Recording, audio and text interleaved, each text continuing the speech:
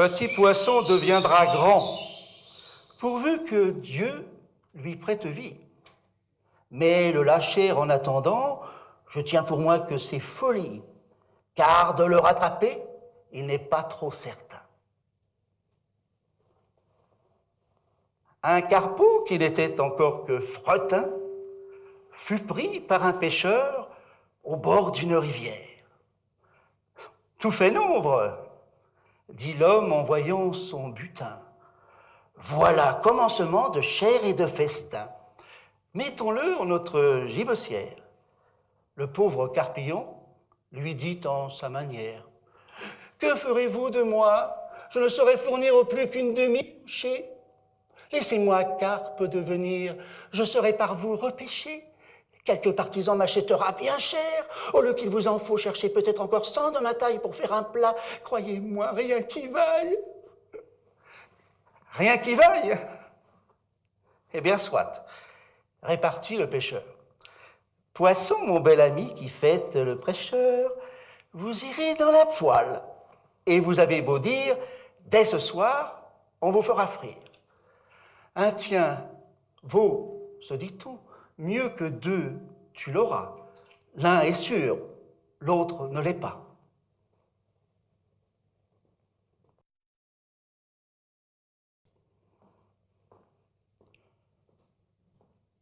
Le chêne, un jour, dit au roseau. Vous avez bien sujet d'accuser la nature. Un roitelet, pour vous, est un pesant fardeau. Le moindre vent qui d'aventure fait rider la face de l'eau vous oblige à baisser la tête. Cependant que mon front, au Caucase pareil, non content d'arrêter les rayons du soleil, brave l'effort de la tempête. Tout vous est aquilon, tout me semble zéphyr. Encore si vous n'essiez à l'abri du feuillage, dont je couvre le voisinage, vous n'auriez pas tant à souffrir. Je vous défendrai de l'orage. Mais vous naissez le plus souvent sur les humides bords des royaumes du vent. La nature envers vous est fort injuste. Votre compassion, répondit l'arbuste, part d'un bon naturel, mais quittez ce souci.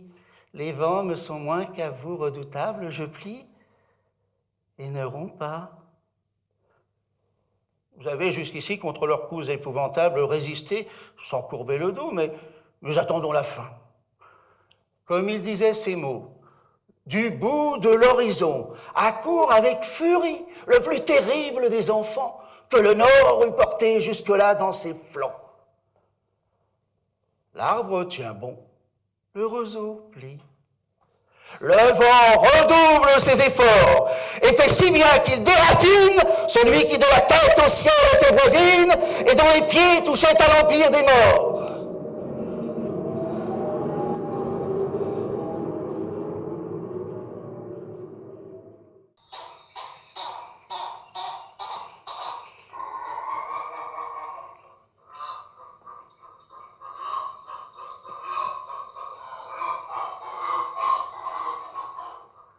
Un jour, sur ses longs pieds, allait je ne sais où le héron au long bec emmanché d'un long cou. Il côtoyait une rivière, l'onde était transparente ainsi qu'au plus beau jour. Ma commère, la carpe, y faisait 1000 tours avec le brochet, son compère. Tout s'approchait du bord, l'oiseau n'avait qu'à prendre. Mais il crut mieux faire d'attendre qu'il eût un peu plus d'appétit. Il vivait de régime et mangeait à ses heures. Après quelques moments, l'appétit vint. L'oiseau, s'approchant du bord, vit sur l'eau des tanches qui sortaient du fond de ses demeures. Le mets ne lui plut pas. Il s'attendait à mieux et montrait un goût dédaigneux, comme le rat du bon Horace. « Moi, des tanches !» dit-il. « Moi, héros, que je fasse une si pauvre chair, et pour qui me prend-on » La tanche rebutée, il trouva du goujon. Du goujou? C'est bien là le dîner d'un héros. J'ouvrirai pour si peu le bec. Oh, Dieu ne plaise! Il ouvrit pour bien moins, tout alla de façon qu'il ne rencontra plus aucun poisson. La faim le prit. Il fut tout heureux et tout aise de rencontrer un limaçon. Ne soyons pas si difficiles. Les plus accommodants, ce sont les plus habiles. On hasarde de perdre en voulant trop gagner. Bien des gens y sont pris. Ce n'est pas aux héros que je parle. Écoutez, humains, un autre conte, vous verrez que chez vous, j'ai puisé ces leçons.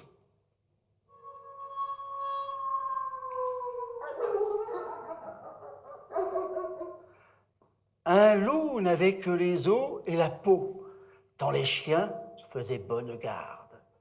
Ce loup rencontre un dogue aussi puissant que beau, gras, poli, qui s'était fourvoyé par mégarde. L'attaquer, le mettre en quartier, Sire Loup lui fait volontiers. Mais le matin était de taille à se défendre hardiment. Le loup donc entre en propos et lui fait compliment sur son embonpoint qu'il admire. Il ne tiendra qu'à vous, beau sire, d'être aussi gras que moi. Répartit le chien. Quittez les bois, vous ferez bien. Vous pareils sont misérables, cancres, airs et pauvres diables dont la condition est de mourir de faim. Car quoi? Point de franche lippée, tout à la pointe de l'épée. Suivez-moi, vous aurez un bien meilleur destin. Mais que me faudra-t-il faire? Presque rien, dit le chien. Donner la chasse aux gens portant bâtons et mendiants, flatter ceux du logis, à son maître complaire, moyennant quoi votre salaire sera force relief de toutes les façons. Os de poulet, os de pigeon, sans parler de maintes caresses. Le loup déjà se forge une félicité qui le fait pleurer de tendresse. Chemin faisant, il vit le cou du chien pelé. Qu'est-ce cela? Rien. Quoi rien? Peu de choses. Mais encore, le collier dont je suis attaché de ce que vous voyez est peut-être la cause. Attaché? Vous ne courez donc pas où vous voulez? Pas toujours, mais qu'importe. Il importe si bien que de tous vos repas, je ne veux en aucune sorte, et ne voudrais pas même à ce prix un trésor. Cela dit, Maître Loup s'enfuit et court encore.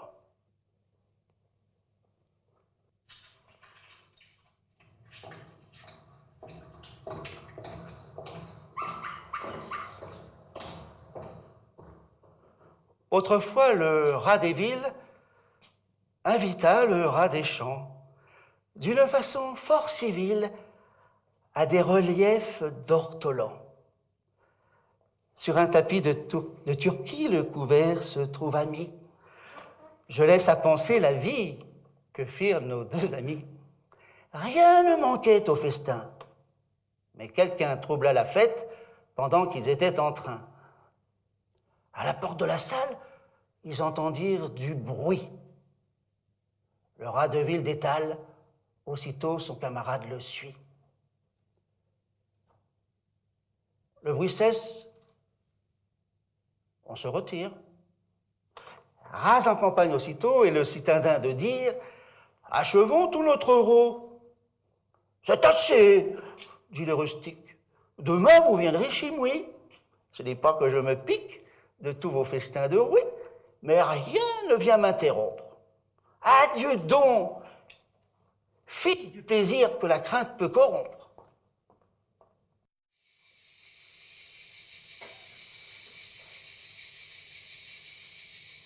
La cigale ayant chanté tout l'été se trouva fort dépourvue quand la bise fut venue. Pas un seul petit morceau de mouche ou de vermisseau. Elle alla crier famine chez la fourmi, sa voisine. La fourmi n'est pas prêteuse, c'est là son moindre défaut. Que faisiez-vous au temps chaud? dit-elle à cette emprunteuse. Nuit et jour, à tout venant, je chantais, ne vous déplaise. Au chantier, j'en suis fort aise. Eh bien, dansez maintenant.